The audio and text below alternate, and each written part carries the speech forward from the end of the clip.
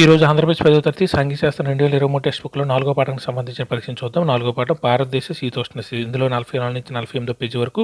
ముందుగా నేను ప్రశ్న చదువుతాను, మీరు కూడా ఆన్సర్లు రాయండి. లాస్ట్లో ఆన్సర్ చూద్దాం.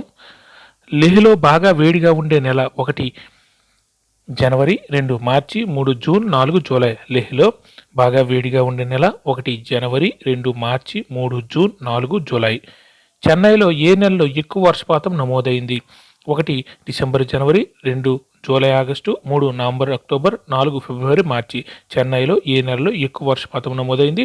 1 డిసెంబర్ జనవరి, 2 జూలై ఆగస్టు, 3 నవంబర్ అక్టోబర్, 4 ఫిబ్రవరి మార్చి. భారతదేశం సుమారుగా ఏ ఉత్తరాక్షాంశాల మధ్య ఉంది? 1 18 డిగ్రీల ఉత్తరాక్షాంశం, 2 37 డిగ్రీల ఉత్తరాక్షాంశాలు, 2 8 నుంచి 37 డిగ్రీల ఉత్తరాక్షాంశాలు, 3 8 నుంచి 47 డిగ్రీల ఉత్తరాక్షాంశాలు, 4 18 నుంచి 47 డిగ్రీల ఉత్తరాక్షాంశాలు. భారతదేశం సుమారుగా ఏ ఉత్తరాక్షాంశాల మధ్య ఉంది? 1 18 నుంచి 37 ఉత్తరాక్షాంశాలు, 2 8 నుంచి 37 ఉత్తరాక్షాంశాలు, 3 8 నుంచి 47 ఉత్తరాక్షాంశాలు, 4 18 నుంచి 47 ఉత్తరాక్షాంశాలు. భూమధ్య రేఖ నుంచి దూరం పెరుగుతున్న కొద్దీ వార్షిక సగటు ఉష్ణోగ్రత తగ్గుతూ ఉంటాయి. ఈ దృష్ట్యా భూమిని ఎన్ని ప్రాంతాలకు విభజిస్తాం? 1 3 2 2 3 4 4 5. భూమధ్య రేఖ నుంచి దూరం పెరుగుతున్న కొద్దీ వార్షిక సగటు ఉష్ణోగ్రత తగ్గుతూ ఉంటాయి. ఈ దృష్ట్యా భూమిని ఎన్ని ప్రాంతాలకు విభజిస్తాం? 1 3 2 2 3 4 4 5. ప్రతి సంవత్సరం ఎన్ని సంవత్సరాల పాటు కనపడిన పరిస్థితులు ఆ ప్రాంత శీతోష్ణ స్థితి అంటారు? 1 20, 2 10, 3 30, 4 40. ప్రతి సంవత్సరం ఎన్ని సంవత్సరాల పాటు కనబడిన పరిస్థితులు ఆ ప్రాంత శీతోష్ణ స్థితి అంటారు? 1 20, 2 10, 3 30, 4 40. శీతోష్ణ స్థితి కారకాలు: 1 భూమికి నీటికి గల సంబంధం, 2 ఉపరితల గాలి ప్రసరణ, 3 అక్షాంశ భౌగోళిక స్వరూపం, 4 పైవన్నీ. శీతోష్ణ స్థితి కారకాలు ఏవి? 1 భూమికి నీటికి గల సంబంధం, 2 ఉపరితల గాలి ప్రసరణ, 3 అక్షాంశ భౌగోళిక స్వరూపం, 4 పైవన్నీ. లేహ్లో బాగా చలిగా ఉండే నెల: 1 జూలై, 2 జనవరి, 3 ఆగస్ట్, 4 మార్చి. లేహ్లో బాగా చలిగా ఉండే నెల 1 జూలై, 2 జనవరి, 3 ఆగస్ట్, 4 మార్చి. శీతోష్ణ స్థితిలో ముఖ్యమైన ఉష్ణోగ్రత అత్యధిక, అత్యల్ప ఉష్ణ మరియు వర్షపాతాలను వేడి ద్వారా చూపించవచ్చు. 1 క్లైమోటోగ్రాఫ్లు, 2 బారోగ్రాఫ్లు, 3 లైన్ గ్రాఫ్లు, 4 ట్రేడ్ గ్రాఫ్లు. శీతోష్ణ స్థితిలో ముఖ్యమైన ఉష్ణోగ్రత, వర్షపాతాలు వేడి ద్వారా చూపించవచ్చు.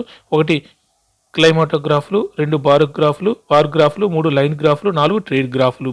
ఏ ప్రాంతాలు సూర్యరశ్మిని తిరిగి వాతావరణంలోనికి ప్రసరిస్తాయి? 1 బాగా పచ్చదనం చెట్లు ఉండే ప్రాంతాలు, 2 పీఠభూమి ప్రాంతాలు, 3 కొండ ప్రాంతాలు, 4 మంచుతో కప్పబడి ఉన్న ప్రాంతాలు. ఏ ప్రాంతాలు సూర్యరశ్మిని తిరిగి వాతావరణంలోకి ప్రసరిస్తాయి? 1 బాగా పచ్చదనం చెట్లు ఉండే ప్రాంతాలు, 2 పీఠభూమి ప్రాంతాలు, 3 కొండ ప్రాంతాలు, 4 మంచుతో కప్పబడి ఉన్న ప్రాంతాలు. జైపూర్లో ఏ నెలలో ఎక్కువ వర్షపాతం నమోదైంది? 1 జనవరి ఫిబ్రవరి, 2 June August, 3 July August, 4 April May. జైపూర్లో ఏ నెలలో ఎక్కువ వర్షపాతం నమోదైంది? 1 జనవరి ఫిబ్రవరి, 2 June August, 3 July August, 4 April May. భారతదేశాన్ని ఏ రేఖ ఇంచుమించు 2 సమభాగాలుగా చేస్తుంది? 1 మకర రేఖ, 2 కర్కట రేఖ, 3 భూమధ్య రేఖ, 4 ఆర్కిటిక్ రేఖ.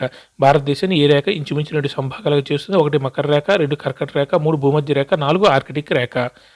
కొన్ని ప్రదేశాలు వివిధ నెలల్లోని ఉష్ణోగ్రతలు అంతగా తేడా లేదని గమనించాం. దానికి ఉదాహరణ: 1 చెన్నై, 2 భోపాల్, 3 ఢిల్లీ, 4 లక్నో. కొన్ని ప్రదేశాల్లో వివిధ నెలల్లోని ఉష్ణోగ్రతల్లో అంతగా తేడా లేదని గమనించాం. ఉదాహరణ: 1 చెన్నై, 2 భోపాల్, 3 ఢిల్లీ, 4 లక్నో. కర్కట రేఖ దక్షిణ ప్రాంతం ఎక్కడ ఉంది? 1 సమశీతోష్ణ మండలంలో, 2 ధ్రువ ప్రాంతాలు, 3 ఉష్ణ మండలంలో, 4 దీవులు. కర్కట రేఖ దక్షిణ ప్రాంతం ఎక్కడ ఉంది? 1 సమశీతోష్ణ మండలంలో, 2 ధ్రువ ప్రాంతాలు, 3 ఉష్ణ మండలంలో, 4 దీవులు. భారతదేశంలో దక్షిణాది ప్రాంత భూమధ్య రేఖకి దగ్గరగా ఏ మండలంలో ఉంది? 1 సమశీతోష్ణ మండలంలో, 2 ఉష్ణ మండలంలో, 3 ధ్రువ ప్రాంతాలు, 4 దీవులు. భారతదేశంలో దక్షిణాది ప్రాంతం భూమధ్య రేఖ దగ్గరగా ఏ మండలంలో ఉంది? 1 సమశీతోష్ణ మండలంలో, 2 ఉష్ణ మండలంలో, 3 ధ్రువ ప్రాంతాలు, 4 దీవులు. వాతావరణంలోని అంశాలు: 1 గాలిలోని తేమ, వర్షపాతం, 2 వాతావరణ పీడనం, 3 ఉష్ణోగ్రత, గాలివేగం, 4 పైవన్నీ. వాతావరణంలోని అంశాలు: 1 గాలిలో తేమ, వర్షపాతం, 2 వాతావరణ పీడనం, 3 ఉష్ణోగ్రత, గాలివేగం, 4 పైవన్నీ. అందరూ ఆన్సర్ రాసారా? ఓకే, ఇప్పుడు ఆన్సర్ చూద్దాం. లేహ్లో బాగా వేడిగా ఉండే నెల కరెక్ట్ ఆన్సర్ 4 జూలై. లేహ్లో బాగా వేడిగా ఉండే నెల ఏంటంటే జూలై నెలలో వేడిగా ఉంటుంది. Correct answer 4. చెన్నైలో ఏ నెలలో ఎక్కువ వర్షపాతం నమోదైంది? Correct answer 3 November October. చెన్నైలో ఏ నెలలో ఎక్కువ వర్షపాతం నమోదైంది? నవంబర్ అక్టోబర్లో. అక్కడ మ్యాప్ అది బార్ గ్రాఫ్లు అవన్నీ చూడండి, గ్రాఫులు చూడండి. చెన్నై గురించి, లేహ్ గురించి గట్టి ఇచ్చారు కదా, దాన్ని చూస్తే అర్థమవుతుంది. చెన్నైలో ఏ నెలలో ఎక్కువ వర్షపాతం నమోదైంది అంటే నవంబర్ అక్టోబర్లో. Correct answer 3. భారతదేశం సుమారుగా ఏ ఉత్తరాక్షాంశాల మధ్య ఉంది? కరెక్ట్ ఆన్సర్ 2 8 డిగ్రీల 8 నుంచి 37 డిగ్రీల ఉత్తరాక్షాంశాల మధ్య. భారతదేశం సుమారుగా ఏ ఉత్తరాక్షాంశాల మధ్య? ఉత్తరాక్షాంశాలను అడిగారు కాబట్టి ఉత్తరాక్షాంశాలను చెప్పుకుందాం. 8 నుంచి 37 డిగ్రీల ఉత్తరాక్షాంశాల మధ్య. Correct answer 2. భూమధ్య రేఖ నుంచి దూరం పెరుగుతున్న కొద్దీ వార్షిక సగటు ఉష్ణోగ్రతలు తగ్గుతూ ఉంటాయి. ఈ దృష్ట్యా భూమిని ఎన్ని ప్రాంతాలుగా విభజిస్తాం? కరెక్ట్ ఆన్సర్ 1, 3 ప్రాంతాలుగా. భూమధ్య రేఖ నుంచి దూరం పెరుగుతున్న కొద్దీ వార్షిక సగటు ఉష్ణోగ్రతలు తగ్గుతూ ఉంటాయి. ఈ దృష్ట్యా భూమిని ఎన్ని ప్రాంతాలుగా విభజిస్తామంటే 3 ప్రాంతాలు. అవి సమశీతోష్ణ మండలం, ఉష్ణమండలం, ధ్రువ ప్రాంతాలని ఆల్రెడీ మనం చెప్పుకున్నాం కదా. భూమధ్య రేఖ దగ్గరగా ఉండే ఉష్ణమండలాలు, భూమధ్య రేఖ చాలా దూరంగా ఉండే ధ్రువ ప్రాంతాలు, వారి మధ్యలో ఉండేవి సమశీతోష్ణ మండలాలు అని మూడు ప్రాంతాలుగా చెప్పుకున్నాం కదా. అవే 3. Correct answer 1.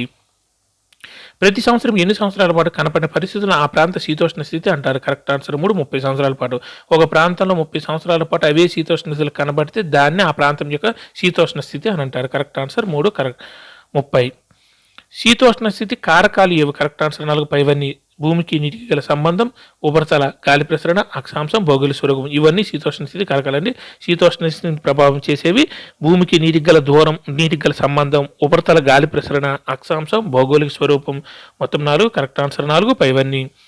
లేహ్లో బాగా చలిగా ఉండే నెల? కరెక్ట్ ఆన్సర్ 2, జనవరి. లేహ్లో బాగా చలిగా ఉండే నెల జనవరి. Correct answer 2. శీతోష్ణ స్థితిలో ముఖ్యమైన ఉష్ణోగ్రత, వర్షపాతం వేడి ద్వారా చూపించవచ్చు అంటే క్లైమాటోగ్రాఫ్లు. Correct answer 1. శీతోష్ణ స్థితిలో ముఖ్యమైన ఉష్ణోగ్రత, వర్షపాతం వేడి ద్వారా చూపించవచ్చు అంటే క్లైమాటోగ్రాఫ్లు. Correct answer 1. ఏ ప్రాంతాలు సూర్యరశ్మిని తిరిగి వాతావరణంలోనికి ప్రసరిస్తాయి? కరెక్ట్ ఆన్సర్ 4, మంచుతో కప్పబడి ఉన్న ప్రాంతాలు. ఏ ప్రాంతాలు సూర్యరశ్మిని తిరిగి వాతావరణంలోకి ప్రసరిస్తాయంటే మంచుతో కప్పబడి ఉన్న ప్రాంతాలు. Correct answer 4. జైపూర్లో ఏ నెలలో ఎక్కువ వర్షపాతం నమోదైంది? Correct answer 3, July, August. మీరు కూడా చూడండి, బార్ గ్రాఫ్లు గట్రా గ్రాఫ్లు చూస్తే అర్థమవుతుంది. జైపూర్లో ఏ నెలలో ఎక్కువ వర్షపాతం నమోదైంది అంటే జూలై, ఆగస్టు. Correct answer 3. భారతదేశం ఏ రేఖ ఇంచుమించు 2 సంభాగాలుగా చేస్తుంది? కరెక్ట్ ఆన్సర్ అండి కర్కట రేఖ. భారతదేశం ఏ రేఖ ఇంచుమించు 2 సంభాగాలు చేస్తుంది? కర్కట రేఖ. Correct answer 2. కొన్ని ప్రదేశాలు వీధి నెలలోని ఉష్ణోగ్రతలు అంతగా తేడా లేదని గమనించాం. దానికి ఉదాహరణ కరెక్ట్ ఆన్సర్ 1, చెన్నై. కొన్ని ప్రదేశాలు వీధి నెలలో ఉష్ణోగ్రతలు అంతగా తేడాలని గమనించాం. దానికి ఉదాహరణ ఏంటంటే చెన్నై. ఎందుకంటే సముద్ర తీర పక్కన చెన్నై ఉంటుంది కాబట్టి సముద్రం వలన వేడిగాళ్ళు అటువైపు, చల్లగాలు ఇటువైపు వస్తుంటాయి కాబట్టి ఉష్ణోగ్రతలు కానీ వర్షపాతంలో కూడా పెద్ద డిఫరెన్స్లు ఉండవు. శీతోష్ణ స్థితిలో పెద్ద డిఫరెన్స్ ఉండదన్నమాట. పగటి రాత్రి ఉష్ణోగ్రతలో డిఫరెన్స్ అనేది అత్యల్పకి అత్యధిక ఉష్ణోగ్రతలకి మధ్య డిఫరెన్స్లు చాలా తక్కువగా ఉంటాయి. Correct answer 1, Chennai. సముద్ర తీర ప్రాంతాలు ఏవైనా. కర్కట రేఖ దక్షిణ ప్రాంతం ఎక్కడ ఉంది? Correct answer 3, ఉష్ణమండలంలో. కర్కట రేఖ దక్షిణ ప్రాంతం ఎక్కడ ఉందంటే ఉష్ణమండలంలో. Correct answer 3. ఉత్తర ప్రాంతం ఏ ప్రాంతంలో ఉందంటే సమశీతోష్ణ మండలంలో ఉంది. పైకి మ్యాప్లో చూసారంటే పైకి ఏమో సమశీతోష్ణ మండలం, కింద ఉష్ణమండలం కదా, మధ్యలో కర్కట రేఖ ఉంటుంది. Correct answer 3. భారతదేశంలో దక్షిణాది ప్రాంతం భూమధ్య రేఖ దగ్గరగా ఏ మండలంలో ఉంది? Correct answer 2, ఉష్ణమండలంలో. భారతదేశంలో దక్షిణాది ప్రాంతం భూమధ్య రేఖ దగ్గరగా ఏ మండలంలో ఉందంటే ఉష్ణమండలం ఉంది. Correct answer 2. వాతావరణంలోని అంశాలు. కరెక్ట్ ఆన్సర్ 4, పైవన్నీ. గాలిలో తేమ, వర్షపాతం, వాతావరణ పీడనం, ఉష్ణోగ్రత, గాలి వేగం. వాతావరణంలో అంశాలు ఏంటంటే గాలిలో తేమ, వర్షపాతం, వాతావరణ పీడనం, ఉష్ణోగ్రత, గాలి వేగం. కరెక్ట్ ఆన్సర్ 4, పైవన్నీ. అందరూ ఎగ్జామ్ రాశారా? కింద ఆన్సర్లు కూడా ఉన్నాయి చూసుకోండి. Thank you.